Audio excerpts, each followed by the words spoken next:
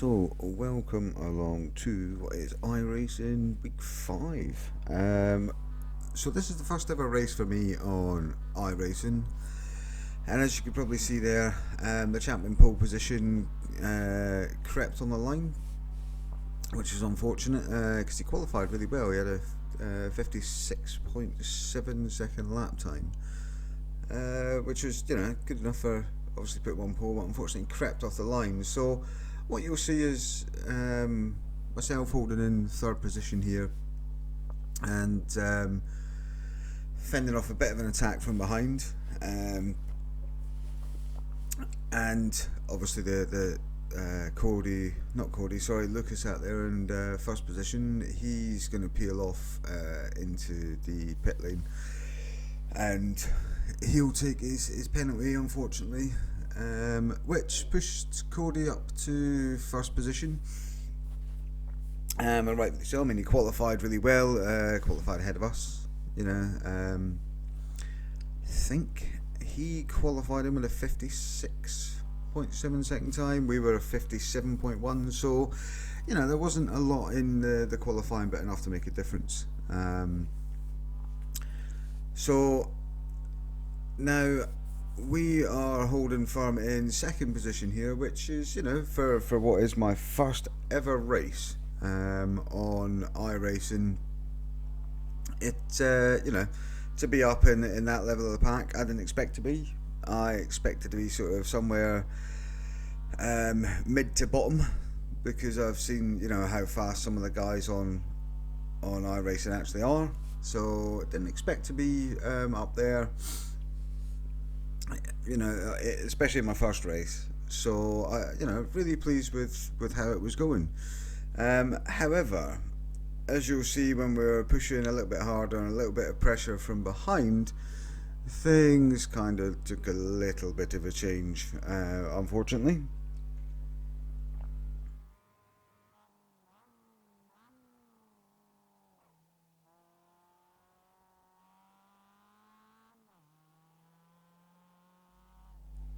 Now at this point I was just trying to gain some sort of ground on the car in front, trying to gain on Cody, which was probably not the best thing to do, because as you can see, we took a little voyage of discovery, a little bit too much throttle coming out of that turn there, and ultimately that dropped us down into 6th position.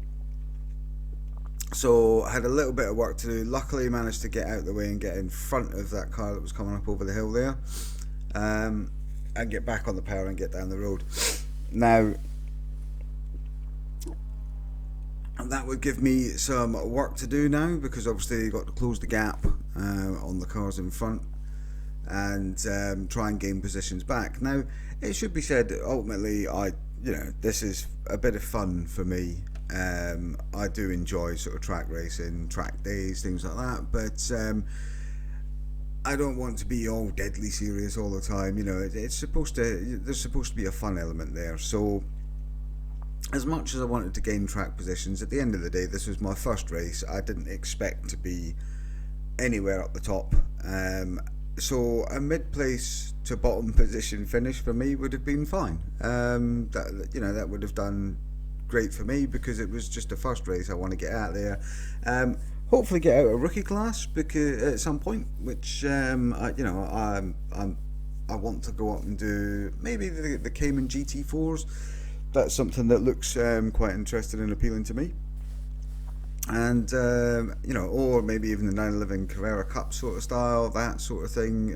The GT cars. I'm not, obviously, here in the UK, we're not into NASCAR as much and things like that. So, but at some point I might join in with the guys, or we might go V8 supercars or something. But initially we're starting off on our iRacing career, and ultimately we'll stick with the MX5 Cup for now, until we're hopefully at rookie class at some point, and we'll then hopefully be joining the Cayman GT4s. That's kind of where I want to go next, I think. So that's kind of how I want things to go, but initially, of course, you've got to get out of rookie class first. So I did get awarded 18 points into my license, so that pushed me up to 2.68 from 2.5.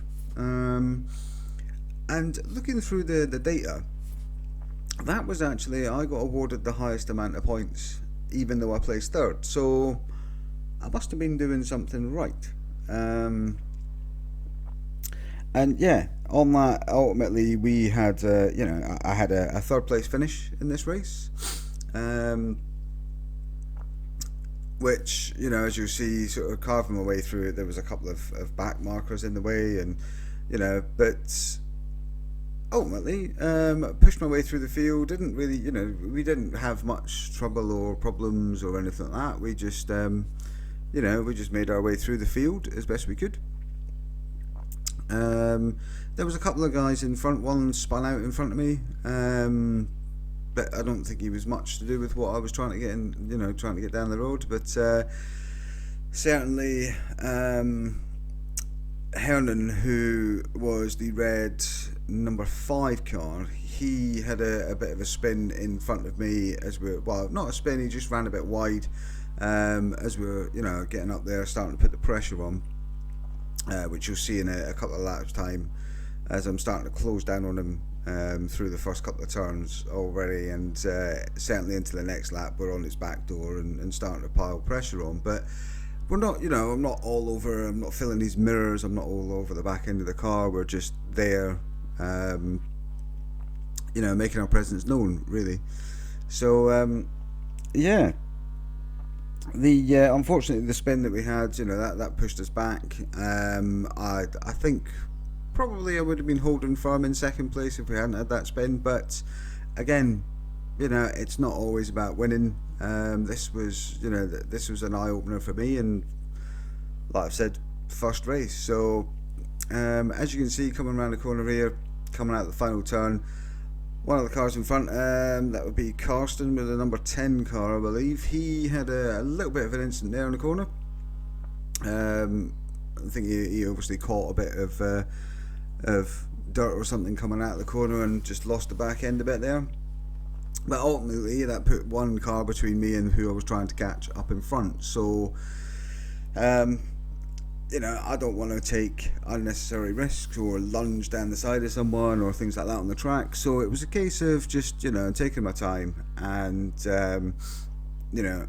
waiting out a bit just to see what happens. And ultimately you don't know what mistake someone else is going to make. So it was just best to sit back and let be what will be. So basically at this point it's just time to get head down, get focused, get on the racing line, and just focus on regaining the positions. So I'm racing my own race, as you can see, come down into the corners, I'm on the racing line, but I'm also showing a bit of a wheel, just to show my intention, because normally where all your overtaking is done is on a straight. Unless you're really fighting for position, you're not really overtaking into corners, or certainly from what I've experienced in other racing simulators. So I like to try and set it all up through the corners, get out on the straight, get a nice clean pass in. But as you can hear there, I've had a couple of instances with this with iRacing where I've been missing gear changes, and I don't know, I can't seem to fathom out what it is, because I'm using a manual H shifter from Thrustmaster, which I've had a couple of on other simulators. I don't seem to have the problem, but I have noticed that if I don't rev over 7,000 RPM with the MX5, I don't seem to have that problem. So I'm sure we'll figure it out at some point. I mean, we've got another few races left in this season, so I've got a bit of time to figure it out through the practice sessions I'll be doing and things like that. Because after here at I believe we're on Summit Point Raceway, which is a strange little track to be honest, but after being here we're going to be at Charlotte Speedway, which I've had a couple of practice sessions round already, and it's an interesting circuit, and with a couple of the corners you can very easily turn the car around. And there's some nice walls around you as well. So if you run a bit wide, you do damage the car, as I found out. So as you can see here, I'm now starting to close up onto the back of Hernan in the number 5 car, and at this point, this is where he goes. As you can see, just pushes a bit too hard, goes a bit wide, leaves the door open for me to come through and take 3rd position.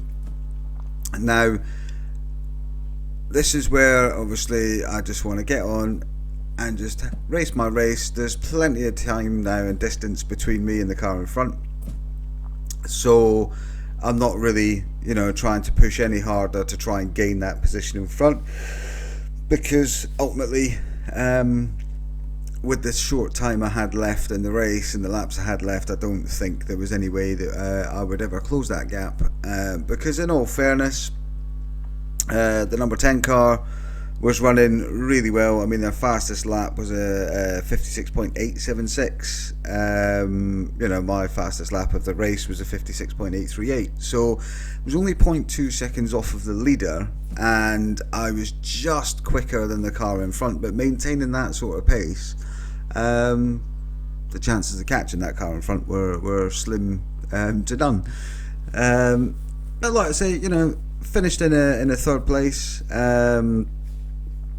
And gained 65 championship points out of it, which is great. For week 5, we're obviously weeks behind everyone else, but ultimately I think everyone uses this sort of the MX5 Cup as a stepping stone and a way to come out of the rookie class and get up into sort of your class D's and class C's and all that sort of thing, to go racing into other things, because not everyone's going to stay in the MX5 Cup. It's a fun little cup so far. I've tried a couple of the tracks out and things, and there's certainly some interesting tracks coming up, that's for sure. So it'll be interesting to see what happens further down the line, especially with the next race, which is, like I say, Charlotte Speedway. That's an interesting little track that we're gonna hopefully do okay on.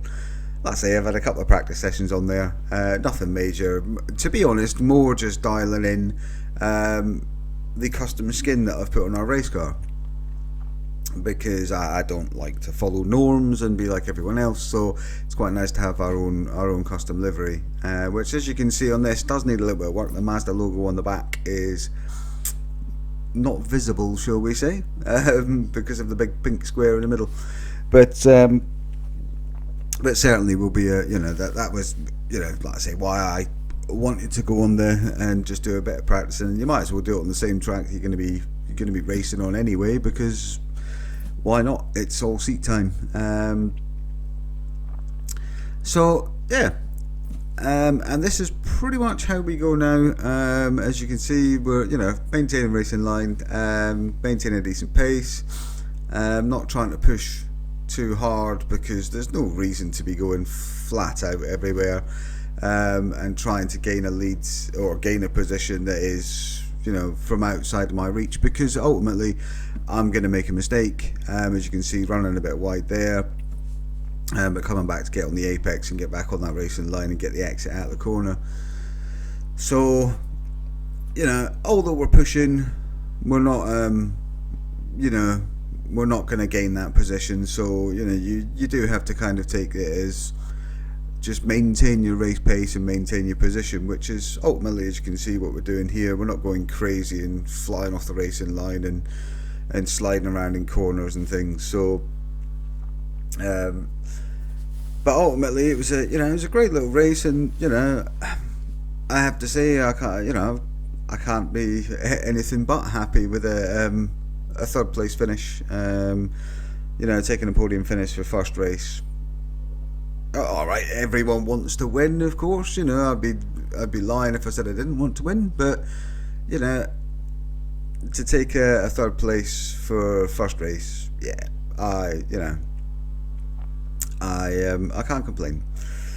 So, looking at over some of the data that I've been looking at as well, we've like I've said about some of the lap times and things like that, we did really well. So as you can see, race over. That was the first race there at Summit Point Raceway. So yeah, we'll be heading out to Charlotte Raceway fairly soon. But yeah, thanks for being with us and thanks for watching the first race of my iRacing career. So yeah, don't forget to like and subscribe to the videos if you like what you see, and yeah, we will catch you next time.